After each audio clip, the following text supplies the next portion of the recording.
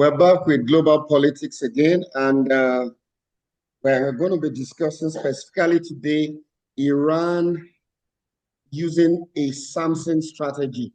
This is the asymmetry of the 21st century. Iran has nothing left to lose, while the US and Israel have everything to lose. By threatening to take the global economy and regional stability down with them, Iran isn't just fighting for survival, they are creating a deterrence of chaos. They want to make the world so terrified of the Samson consequences that they'll be left alone forever. And with me to discuss that is Mustafa. I'm still Afolabi. It's another political show. Yeah, yeah. So you hit the point right on the head, Fabi. What's happening here is that Iran is not here fighting for, they're not fighting for glory.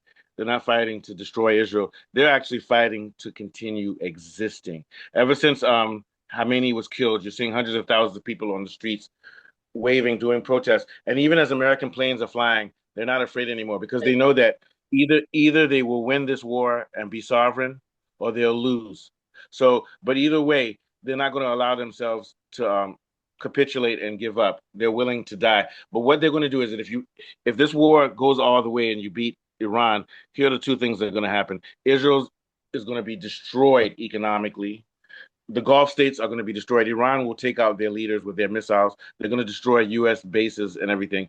And right now, in a year where the U.S.'s deficit is 34 trillion, and they're already 1.9 trillion above their defense spending for the year, and they're spending somewhere close to $1 billion a day, is going to wreck their economies. The world economy is going to be wrecked. We now see that the cost of oil is up to, I think it's 150 per barrel now. In some Yeah. place, it's almost 150 per barrel. So what Iran is saying is that in order to defend the sovereignty for our country, we weren't looking for your trouble. You came here. We're going to die, but everyone's going to die. And I'm speaking metaphorically. They're going to bring the whole world down with them, as they should, because they have the right to defend their sovereignty. This is no different from the U.S. or North Korea or Russia, which have nuclear weapons, which say if you strike us, we will literally end the whole world. What Iran is saying is that if you come at us, we're going to fight all the way. And by the time it's over, even if you defeat us, you're going to be so destroyed. Israel will be wrecked. In fact, I don't think Israel can survive this war with the attacks that they're doing on their infrastructure, with Tel Aviv, with the safety. Israel has been living a very comfortable existence for the last 50 or 60 years. All of that will be blown up with every day that this war goes. And the U.S. has been humiliated. Their military bases are being destroyed so that they're basically being cleared out of the Middle East.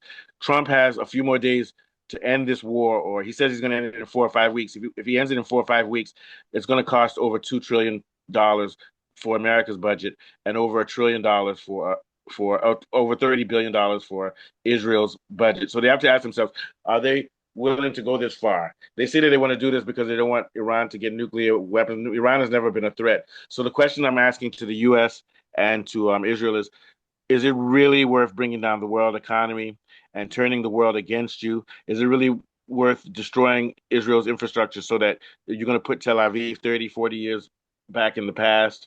Is it really worth it for a perceived threat from Iran when you have bigger threats from countries like Russia, which is fighting Ukraine and Europe, and you're still trying to fight on that front? You're also trying to deal with the threat of a growing economy in China. So I don't think it's worth it. But as we said at the beginning, Iran has nothing to lose. You killed their religious leader. That's just like killing the Pope for the West or in Italy. You've killed their religious leader. You've called them animals. You're bombing them. You kill their school children. So as far as they're concerned, it's okay. Since we're already dead, let's either see if we can win and make you guys leave and then negotiate a real peace in the region, or let's just blow this whole thing up. What are your thoughts so far, Labi?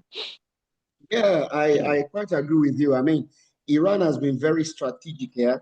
Instead of trying to face off with the US and Israel conventionally, they've decided to shift towards punishment and attrition, which is a very formidable strategy.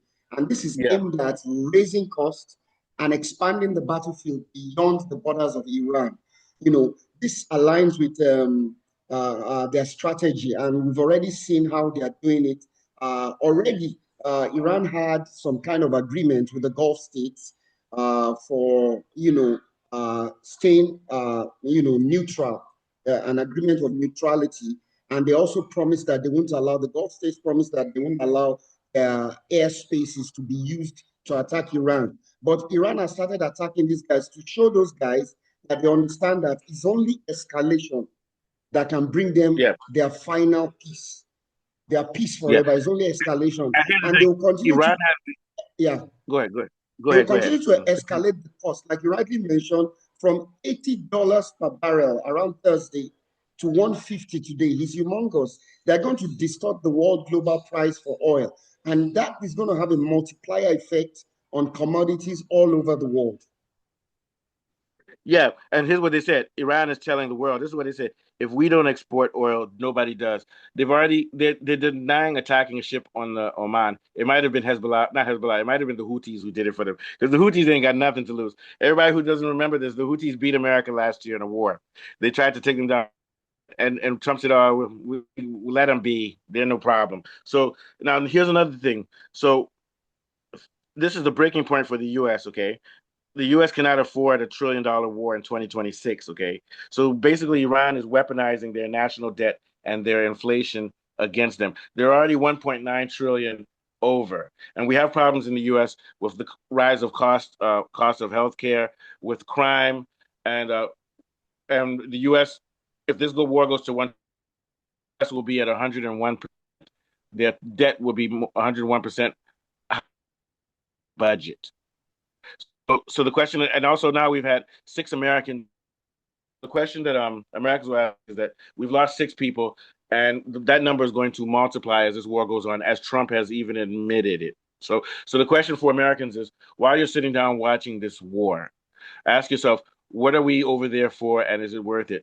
If this was World War II, where you had Hitler who was trying to take over all of Europe, and you had Japan, which bombed America, you would say, hell yeah, just like what Iran is doing now, we're willing to burn our whole country to make sure that the imperial forces of Japan and Germany don't rule the world and America. But we want to ask Americans, are you willing to lose your sons? Let me ask every American watching the show, do you think this is critical enough for your son and your child to die over there in Iran? And I want to know the answer, what will you say is the reason?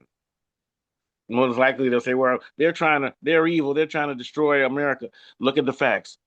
Iran has not done anything against America. And let me remind people, and I'll ask you, Afarabi, where did the funding for September 11th come from that destroyed America, that killed 2,000 Americans? Which country funded it? Saudi Arabia. Of course. Saudi Arabia. Most terrorist groups around the world are funded by Saudi Arabia and the Emirates. I don't see you saying we need to go to war against them. So I'm asking Americans, what is the real reason you want to go to war with Iran? I think it's because you're stupid enough to think that there's no consequences for it, and you just don't like Arabs. You just don't like Arabs in general. I don't think you really believe that they're a threat. But let me disabuse you of your thought about it's not going to affect America. In Texas, some guy from a Muslim country shot people, and he was wearing a shirt saying I'm Allah's property. This is a direct, and he had Iran flag. This is a direct result of America fucking with Iran. So there's been domestic terrorists already. There may be more. And second of all, we've lost 6 troops now, and we're going to lose a lot more. F-35s are being shot out of the sky. America's been kicked out of the Middle East. Is it really worth this embarrassment just to No, it's fight not worth Iran? it Why? at all. It's not Not worth it worth at all. it What are at your all. thoughts? What are your thoughts? Yeah. Yeah, so basically, like I said earlier, the US Yeah. bases and Gulf infrastructure are going to be targeted. Iran hopes to force a political cost on Washington and its partners. And I think this was because of Netanyahu, really. And I don't know whether to call Trump a psychopath or mentally ill, but he has given into this. This was Netanyahu's plan all along.